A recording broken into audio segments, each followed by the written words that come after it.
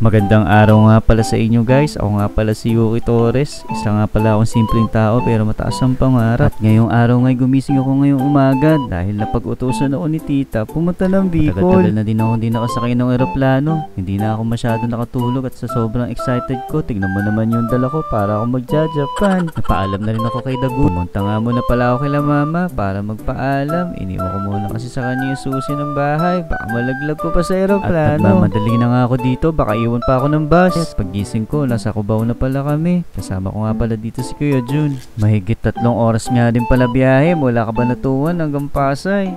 At dito na nga kami pinababa ng konduktor sa mismong terminal. At pagkatapos nga nito, maglalakad muna kami para maghanap naman ng taxi papuntang airport. Kasi sabi ni Kuya Jun, mas mahal maningil yung mga nakaabang sa terminal. Ginto daw ang presyo.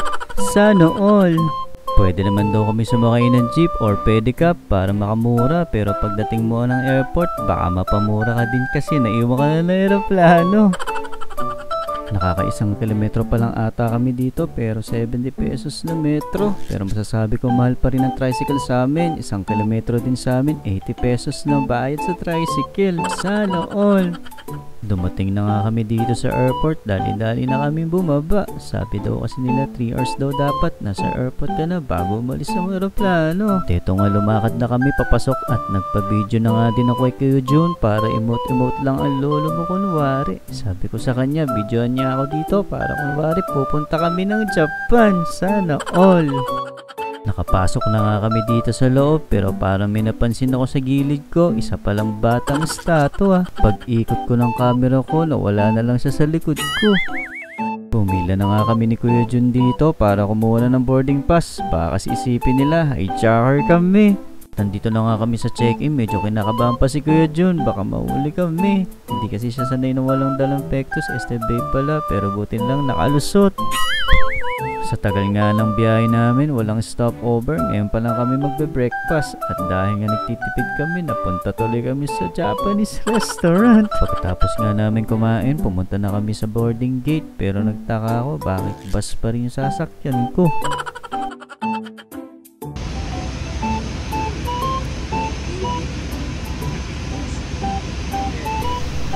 Bakit parang may mali? Nung inikot na nga yung bus sa airport, dito na kami pinababa, dadalhin lang pala kami sa aming eroplano.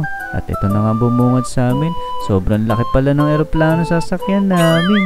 At tinanong ko nga si Kuya yung guard kung kakasya ba kami dyan. Sabi niya, sama ko pa daw, pati barangay namin. Sana all.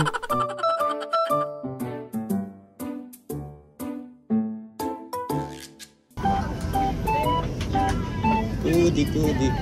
Crossing out should be at 15,000 feet. At eto nga nag-take off na kami. Medyo nakakalula pala sa malaking eroplano. Hindi katulad ng maliit, walang alog. Baka magtaka kayo guys, bakit nag-eroplano kami? Mas mabilis kasi papuntang Bicol. Pwede ka naman din mag-by land pero madami ka pang sasakyan. Aabutin din kasi ng 15 hours ang biyahe mula sa amin sa Nueva Ecija.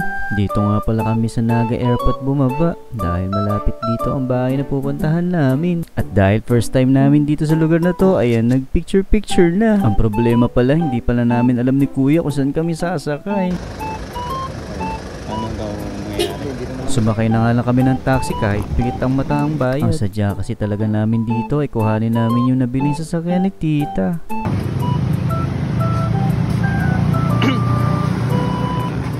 Si Kuya Jun, check namin yung makina. Bago battery. Ulan. Okay. Check namin ito kanina.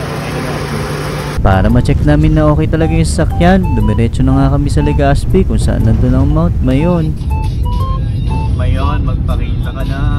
Sa pagkakataon na to, ayaw talaga magpakita ni Mount Mayon. Dumiretso pa kami sa dulo ng Legazpi para makita namin ang ganda ng bundok. At dito nga'y abot na namin ang tanaw ng magandang bundok. Masasabi talaga natin na magaling si Lord dahil hugis ko no ito. Isa nga pala sa pinakamagandang bundok sa Pilipinas to. At hanggang sa muli, paalam!